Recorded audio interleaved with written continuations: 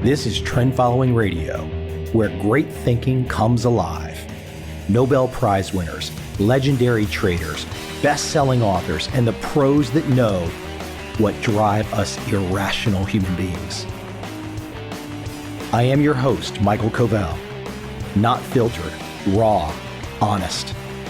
That's my passion.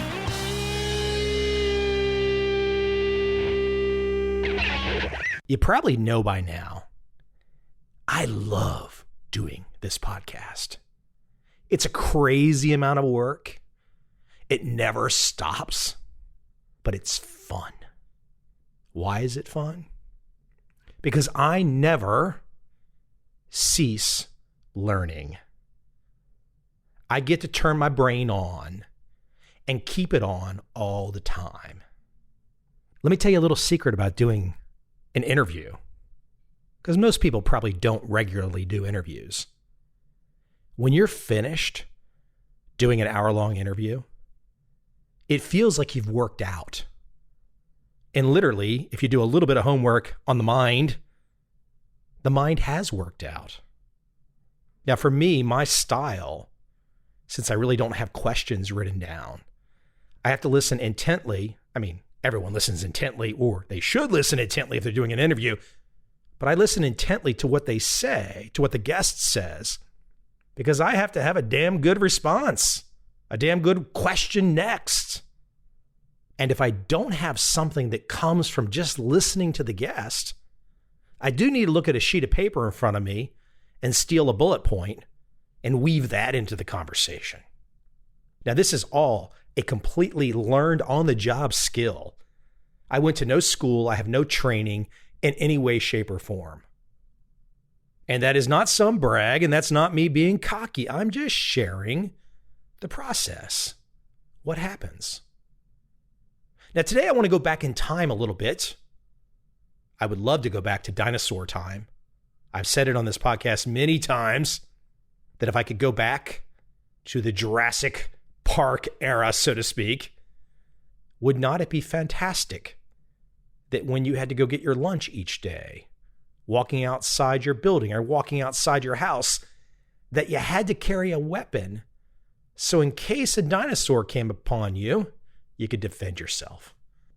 And I have to say, through a combination of Apple TV and searching YouTube, the numbers of dinosaur programs on YouTube, phenomenal. Absolutely fabulous. So I get to learn by listening to people come on to this show. And then in my free time, what the hell? It's more dinosaur shows. Because let's face it, everything in this life is boring compared to the idea of thinking about confronting dinosaurs. So hopefully they will get that DNA stuff figured out, and they will bring those beasts back before I leave this planet. That is my only hope, my desire, that they figure it out. Now, as many of you know, this podcast started off as a trading podcast, very specifically trend following. And within 2 years, actually less than 2 years, I think, I got the idea of branching out to do something different, to bring on guests that had nothing to do with trend following. And today I'm going back in time to my early second or third year on this podcast to bring forward one of those timeless episodes that if you've not heard, you need to hear. And when you listen to this man, go watch him on YouTube as well. Go watch his TED Talks as well. My guest today is Jack Horner, paleontologist, the real-life inspiration for the Jurassic Park films. He was the lead, so to speak. Now, I could go back to Jack and have him on again, and perhaps just doing this little new intro today is going to spur me to reach out to him and see if I can get him to come on again. But I love every year or so replaying this episode to listen to how he thinks, his passion. Because if you don't have that passion, what the hell are you living for? Now, I'm not saying to go kill yourself or anything like that. I'm just saying that if you don't have the passion, if you don't love what you're doing, then change right now. without further delay, let me jump right into my classic episode with the world-renowned, world-famous paleontologist, Jack Horner.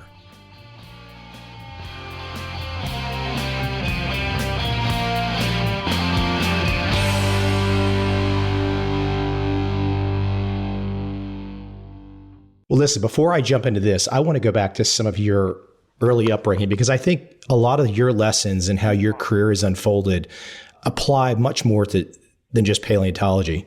And I think maybe if you wouldn't mind starting for me, the fact that here you are, you've risen to the highest echelon in your field, very well respected. You have figured out things about dinosaurs that no one else had ever figured out. And we'll talk about that. But you did this coming as an outsider. You did this without the requisite degree.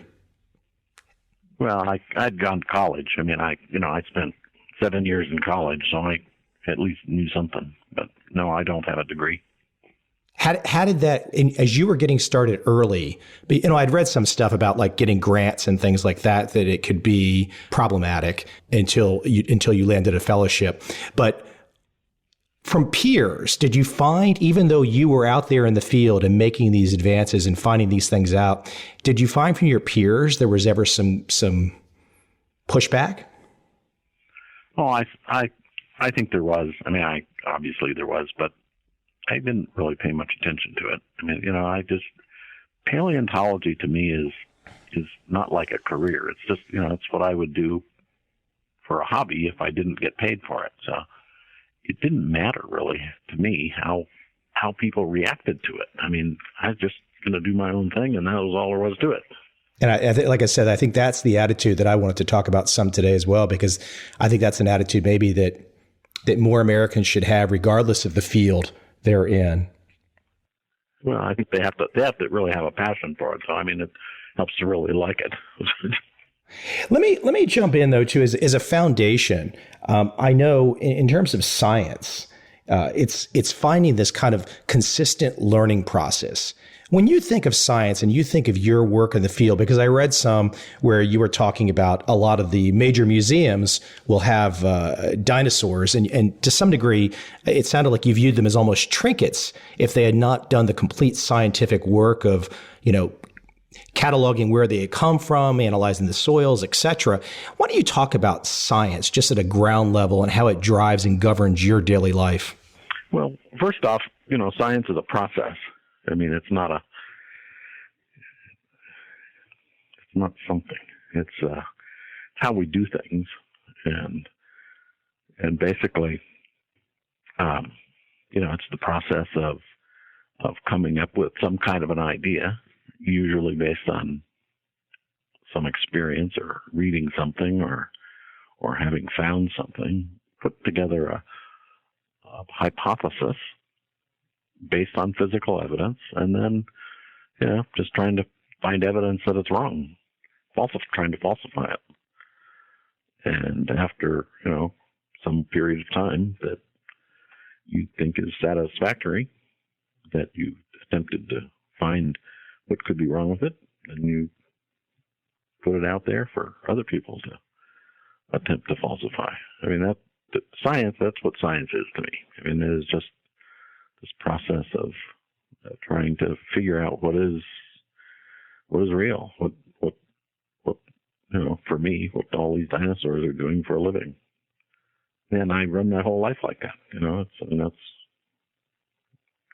not the only way to figure out what's true and what isn't. Why don't I let you use an example that, and if you can comment on why maybe you thought you were one of the first people to think like this, that'd be interesting too. But just the process of breaking open dinosaur eggs, and that you were not cavalier when I heard you describe it, but you were like, hey, let's see what's inside. And other people like, oh, let's hold on. We can't do that. The dinosaur eggs, we can't break them open. You're like, hey, hold on. We got to find out what's in there. Well, I think that a lot of that comes from, I blame that on my dyslexia. I mean, reading, as far as I'm concerned, is overrated because people end up reading books and papers and getting everyone else's ideas of things clogged up in their heads. And so, people think that dinosaur eggs are precious because someone else has told them that they're precious. But, when it comes right down to it, the most exciting thing that an egg could produce is an embryo inside of it. To me, it makes perfectly good sense that if you have an egg, you break it open. Glue is cheap. You can always just glue it back together. There's nothing in it. I mean, it boggles my mind. And I have a student right now. I have a student who is looking at some dinosaur eggs that I collected a number of years ago that I didn't break open yet. And he's fighting with this whole thing. He says, I want to CAT scan it. I want to X-ray it. I want to put it through a synchrotron. He says, I know you're going to break it, but I want to see if we can do it without damaging it first. And I'm like, okay, have at it, but, breaking it open isn't damaging it. It's just like, breaking open a bone to look at the bone histology. There's more information usually inside something than there is outside something. And it's just, why everyone doesn't think that way is beyond me. But maybe you attribute that some to dyslexia. Well, that way of thinking. Yeah, I think us dyslexics are very spatial thinkers, and dysbasios, by definition, are people who are more linear thinkers. Well, this is one of the reasons I wanted to talk to you, because I definitely don't exist in the linear world. Nothing in my world has been linear at all. And so listen, I grew up with chickens. My father, we were in the suburbs in Virginia, but he grew up on a farm and he had all kinds of chickens. We would sit there with the manuals and order the crazy looking Polish game hens and all that kind of stuff. Is that what it was like 65 million years ago? Did these big old dinosaurs look in some ways like these crazy colorful chickens with feathers everywhere? Well, more than likely. Certainly the smaller dinosaurs, especially the smaller meat-eating dinosaurs, were probably very feathered and very colorful. Yes. Dinosaurs, are reptiles and therefore diurnal animals. In other words, they live in the daytime. As opposed to nocturnal animals like mammals. For the most part, mammals are nocturnal. At least they evolved as nocturnal creatures, and therefore that's why they're not colorful. Mammals communicate with pheromones, with scent. That's why they sniff one another. Birds and dinosaurs and reptiles all are diurnal and therefore communicate visually. That's why we would expect birds, dinosaurs, to be very feathered and colorful. In growing up around chickens, one of the things that I noticed was behavior, especially if you're around them for an extended period of time, and in behavior down to the individual bird, personality-wise. And some birds could be extremely friendly and almost would act not like chickens. They would act like dogs. They would become so friendly. And then some of those big old roosters would be like, alphas that would come after you. I mean, they were going to defend their territory no matter what, even if you were, 20 times their size. Have you thought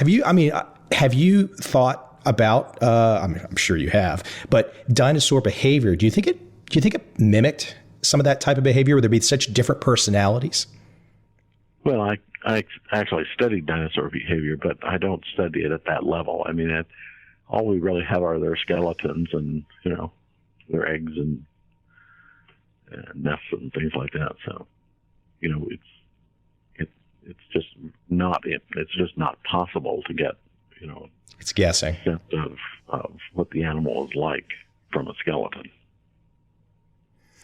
Let me jump into a couple big picture things that you are kind of known for that I think my audience would really find interesting. And I think one of a couple big topics here that you've talked about quite extensively. But I think number one, maybe if you could give me the condensed version talking about shape-shifting dinosaurs and maybe even use the Triceratops Torosaurus example and what you learned there and how you had to essentially bring new information to the paleontology world that might not want it to accept your findings? Well, the shape-shifting dinosaur hypotheses, basically come out of just studying lots and lots and lots of dinosaurs in lots and lots and lots of different rock formations, and realizing that at given levels of time, in other words, go back and look at, say, a particular stratigraphic horizon, what we would identify as a time horizon, we were finding a lot of dinosaurs that looked different from one another, but were obviously very closely related. In the past, people were looking at those different dinosaurs and saying, well, they're related, but they're related by, some of them are more primitive and some are more derived evolutionarily. And, as a spatial thinker, my first question would be, well, how do we know that they're not just juveniles and adults? I mean, why would we sort them out evolutionarily rather than ontogenetically? And ontogeny is growth. So I knew that, that we knew even then, even when I started thinking about this, we knew that dinosaurs, juveniles and adults, do look different, just like birds do. Bird babies look different than adult birds. Their skulls look different. And this had been shown with some dinosaurs back in the 70s. And so the question was just, the whole point was just to test that hypothesis, a hypothesis that they were growth series rather than an evolutionary series. And the way to test it was looking inside their bones, at their bone histology, and determining whether they were juvenile, whether the ones that people were saying were primitive, the ones that I would hypothesize were juveniles, actually had juvenile bone. So we cut them open and looked, and sure enough, the ones that we were hypothesizing were juveniles actually had juvenile bone. They were young animals. And so we were able to, so that provided evidence for the hypothesis that is now testable. With Triceratops, this is one of the animals that we're hypothesizing. Triceratops as the sort of the younger growth stages. Still Triceratops, but what people used to think of as Torosaurus. Torosaurus and Triceratops are found in the same age sediments. They lived at the same time. And some people, a lot of people have always thought they were two different animals. And it's fine. I mean, I don't have any problem with them being two different animals as long as they're two different animals.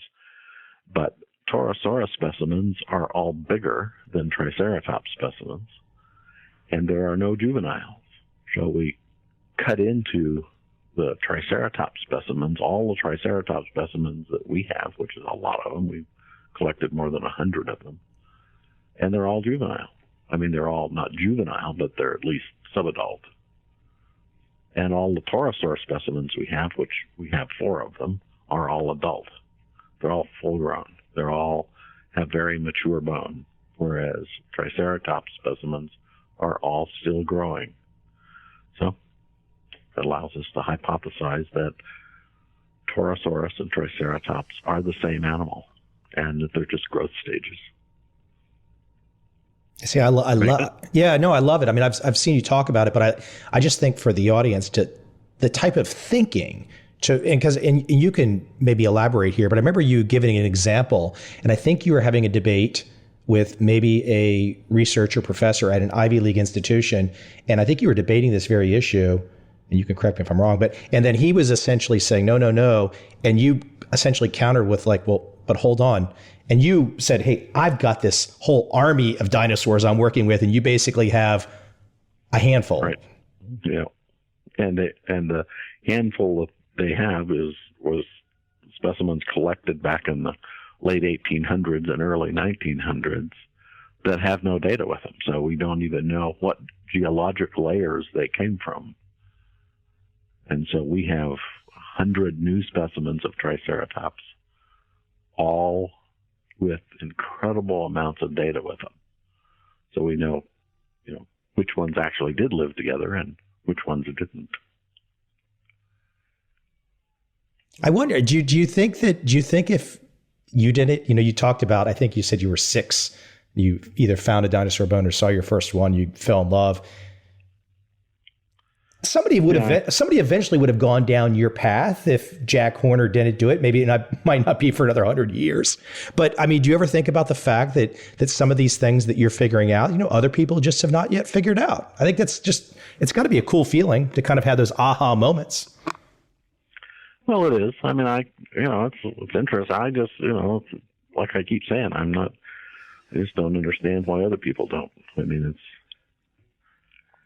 it's puzzling to me why people don't break eggs open or cut bones open and see how old they are. I mean, I don't know.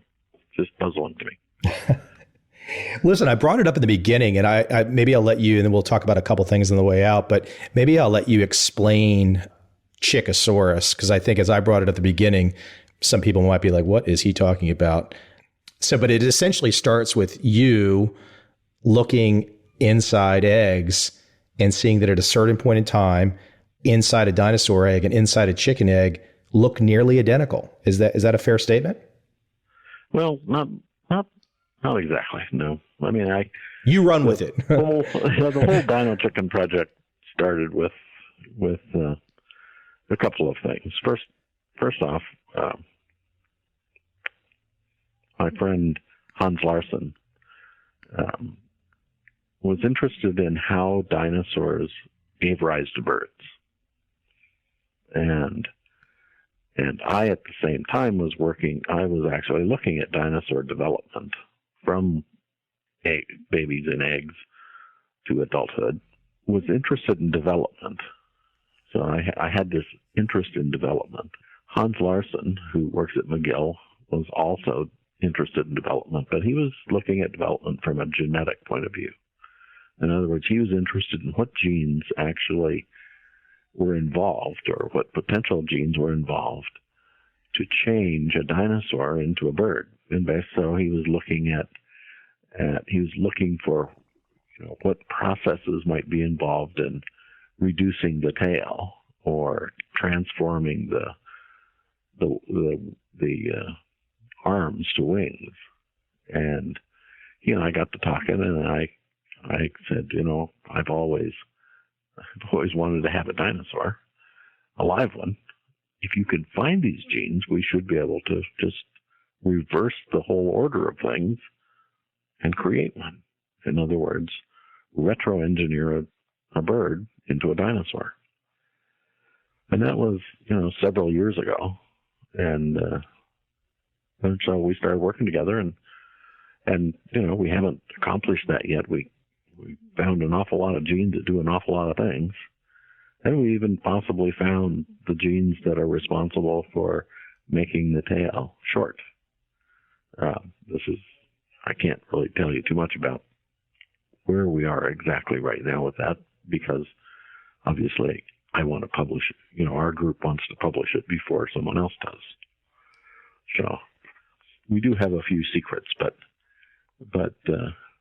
the big picture that you have talked about, you've talked about the idea of locating the gene for teeth, locating the gene that instead of fusing to a wing, those 3 fingers stay there, and then extending the tail out. So you've talked about that pretty openly.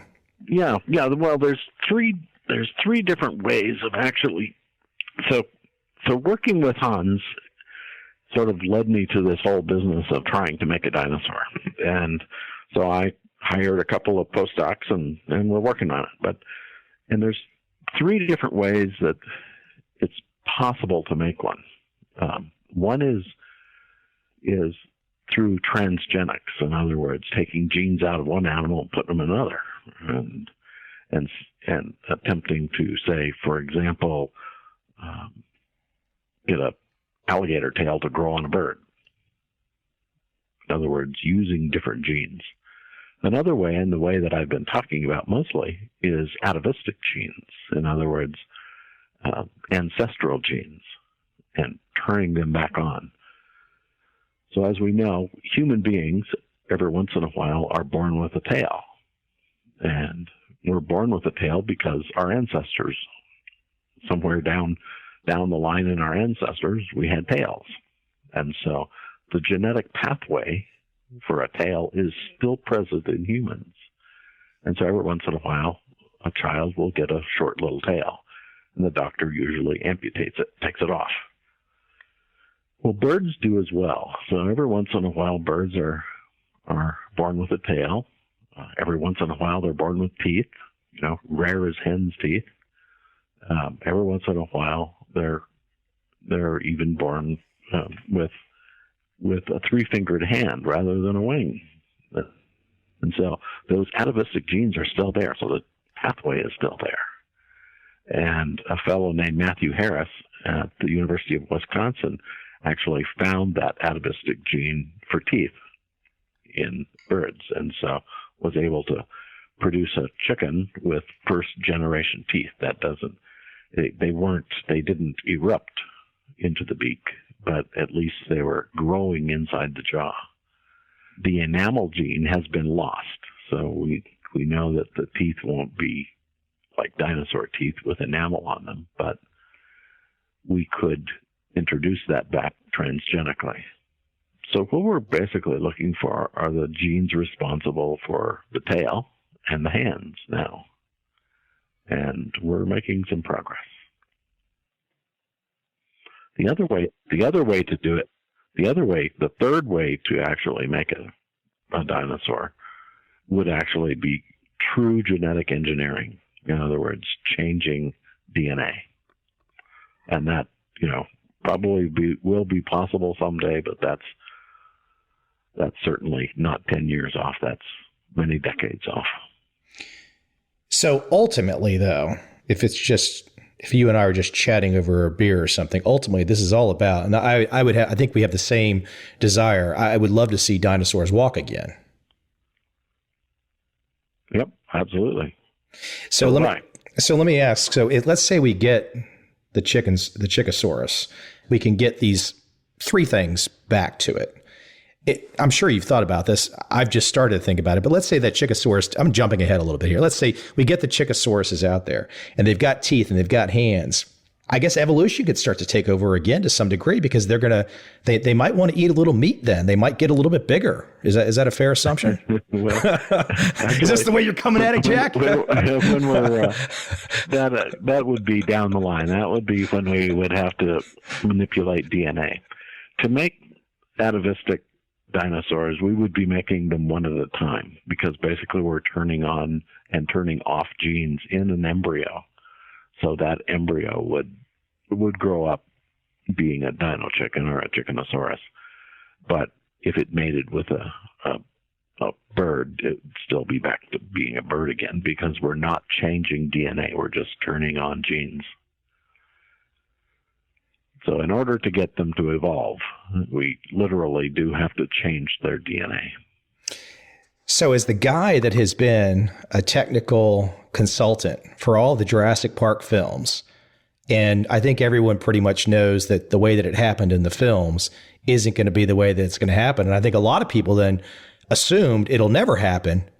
And you're saying, we're going to get there someday and somehow. Oh, we are going to get there. Well, there's no question about that. We're closing in on ways to alter the way animals look drastically. So. I've told a lot of friends that haven't seen your TED videos. I've said to them that they got to check them out. And I say, they said, well, why would you want to bring dinosaurs back? That's frightening. And I said, no, this would be awesome. This would be awesome because then when you go to get your Starbucks latte, you have to carry a firearm or something. And they said, well, but they said people are going to get killed. I said, no, it's natural selection. Don't worry. The good people will survive. Right? Is this? Well, you're not allowed to comment on this. We have cats and dogs running around, and we don't have to shoot them. I mean, it's meat-eating dinosaurs. Even if that's what they are, they're, animals are not like we see them in movies. Yeah.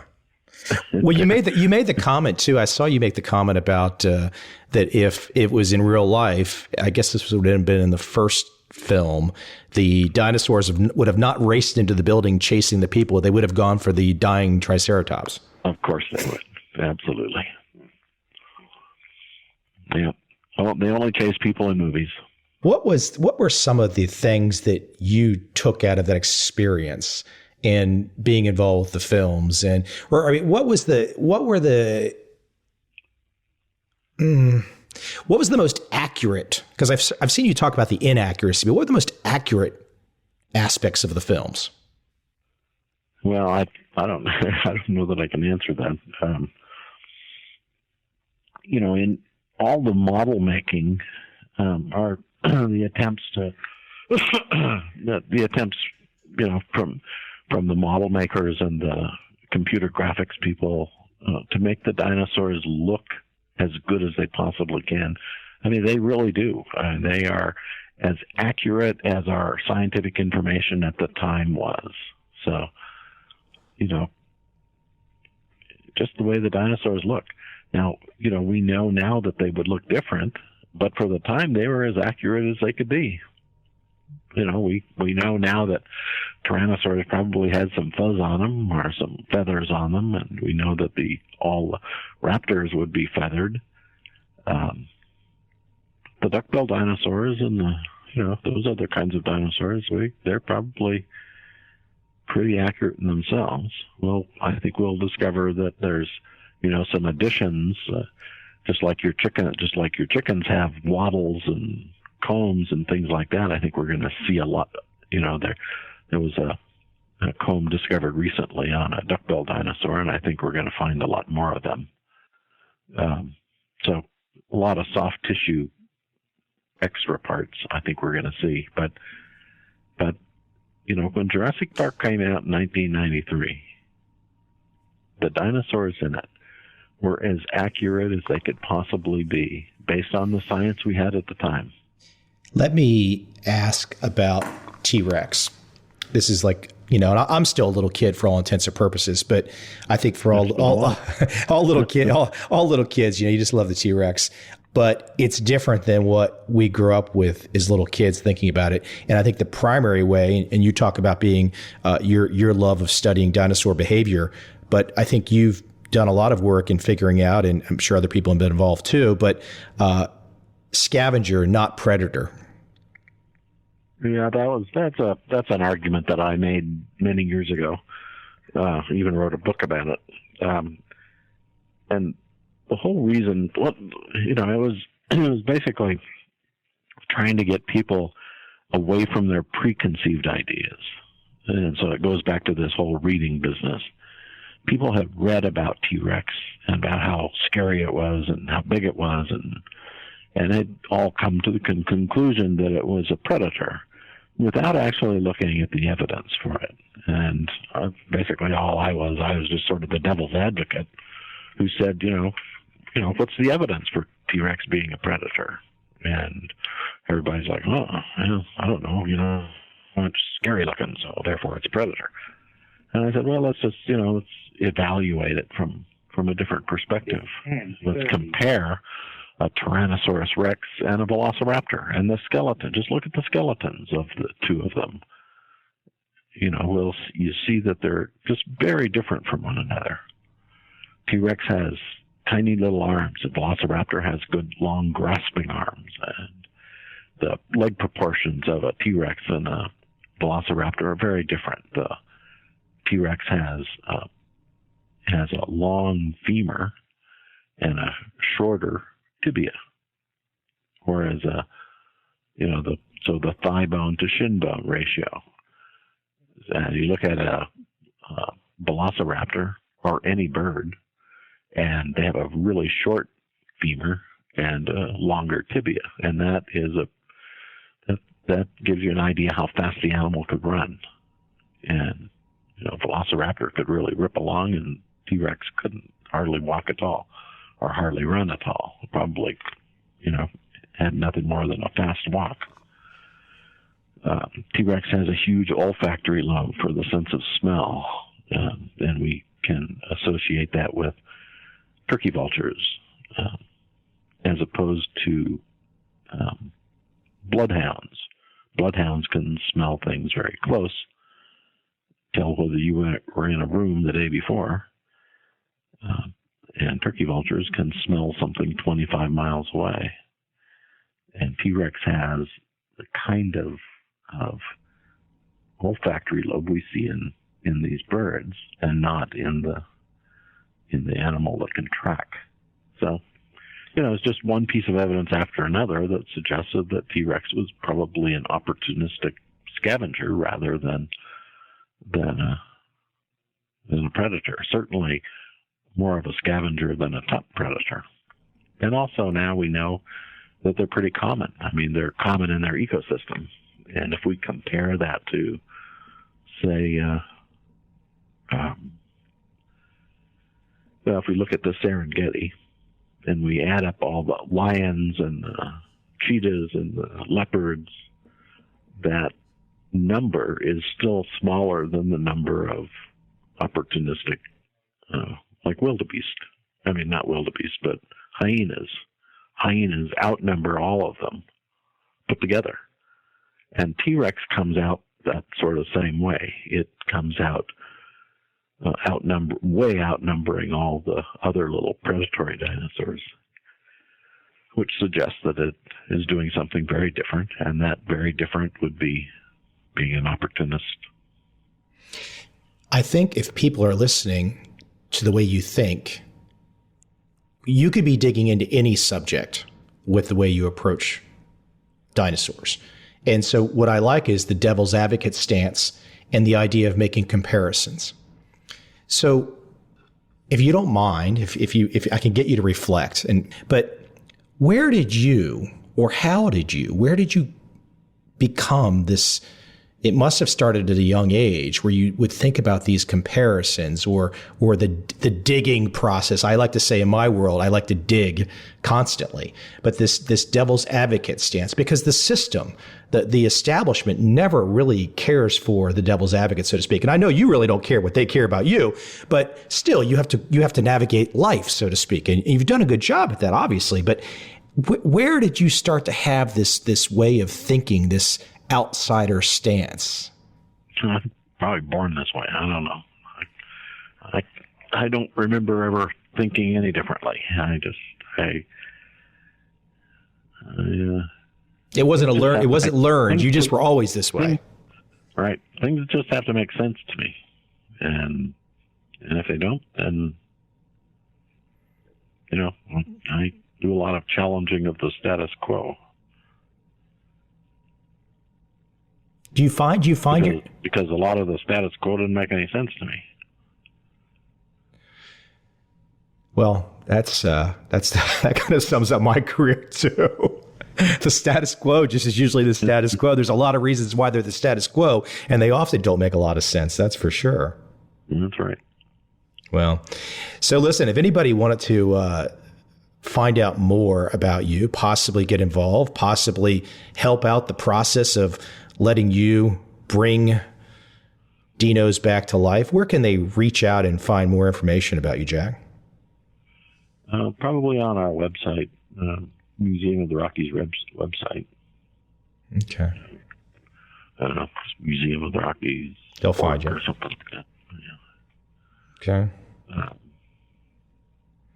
Well, listen, I appreciate you taking the time today. I know it's a slightly different audience in my world, but I know a lot of people I just thought that the way that you've approached things, the thinking, the comparing, the digging, the science, it's a very clear way of thinking. Every time I've seen your presentations on TED and the live presentation I saw, very clear. It makes you wonder why the status quo is so comfortable with being so unclear. That's a good question. If you can answer that. We won't. I don't know that would help, though. I don't know that they're going to change. Well, yeah, everyone's got a fiefdom to protect, I guess, so to speak. Yeah. Yeah. But hey, well, listen, Jack. Hopefully, we can talk again in the future, and I appreciate you taking the time today. You're very welcome.